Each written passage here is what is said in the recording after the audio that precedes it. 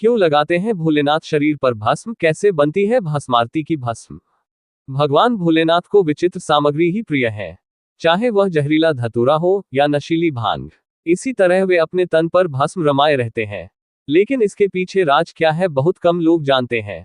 भगवान शिव ने अपने तन पर जो भस्म रमाई है वह उनकी पत्नी सती की चिता की भस्म थी, जो कि अपने पिता द्वारा भगवान शिव के अपमान से आहत हो वहां हो रहे यज्ञ के हवन कुंड में कूद गई थी।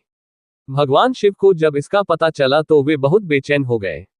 जलते कुंड से सती के शरीर को निकालकर प्रलाप करते हुए ब्रह्मांड में घूमते रहे। उनके क्रोध व बेचैनी से सृष्टि खतरे में पड़ गई। जहां जहां सती के अंग गिरे वहां शक्तिपीठ की स्थापना हो गई। फिर भी शिव का संताप जारी रहा। तब श्री हरि ने सती के शरीर को भस्म में परिवर्तित कर दिया। शिव विरह की अग्नि में भस्म को ही उनकी अंतिम निशानी के तौर पर तन पर लगा लिया। पहले भगवान श्री हरि ने देवी सती के शरीर को छिन्न भिन्न कर दिया था। जहां जहां उनके अंग गिरे वहीं शक्तिपीठों की स्थापना हुई। लेकिन पुराणों में भस्म का विवरण भी मिलता है। भगवान शिव के तन पर भस्म रमाने का एक रहस्य ये भी है कि राख विरक्ति का प्रतीक है। भगवान शिव चून की बहुत ही लौकिक देव लगते हैं।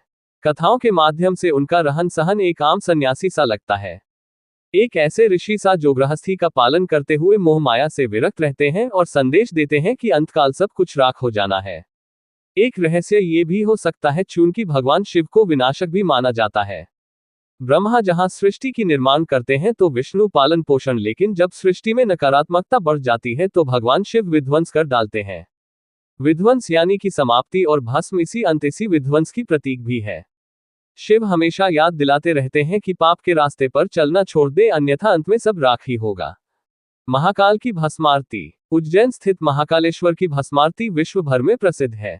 ऐसी मान्यता है कि वर्षों पहले शमशान भस्म से भूत भावन भगवान महाकाल की भस्म आरती होती थी। न अब ये परंपरा खत्म हो चुकी है और अब कंडे की भस्म से आरती श्रृंगारिया जा रहा है। वर्तमान में महाकाल की भस्म आरती में कपिला गाय के गोबर से बने औषधियुक्त उपलों में शमी, पीपल, पलाश, बड़, अमलतास और बेर की ईयों को जलाकर बनाई भस्म का प्रयोग किया जाता है। जलते कंडे में जड़ी बूटी और कपूर गूगल की मात्रा इतनी डाली जाती है कि यह भस्म न सिर्फ सेहत की दृष्टि से उपयुक्त होती है बल्कि स्वाद में भी लाजवाब हो जाती है। श्रौत, स्मार्त और लौकिक ऐसे 3 प्रकार की भस्म कही जाती है। श्रुति की विधि से यज्ञ किया हो वह भस्म श्रौत है, स्मृति की विधि से यज्ञ किया हो वह स्मार्त भस्म है, तथा कंडे को जलाकर भस्म तैयार की हो वह लौकिक भस्म है। शिव का शरीर पर भस्म लपेटने का दार्शनिक अर्थ यही है कि यह शरीर जिस पर हम घमंड करते हैं, जिसकी सुविधा और रक्षा के लिए ना जाने क्या क्या करते हैं, एक दिन इस भस्म के समान हो जाएगा। शरीर क्षणभंगुर है और आत्मा अनंत। कई सन्यासी तथा नागा साधु पूरे शरीर पर भस्म लगाते हैं। ये भस्म उनके शरीर की कीटाणुओं से तो रक्षा करता ही है तथा सब रोमकूपों को ढककर ठंड और गर्मी से भी राहत दिलाती है।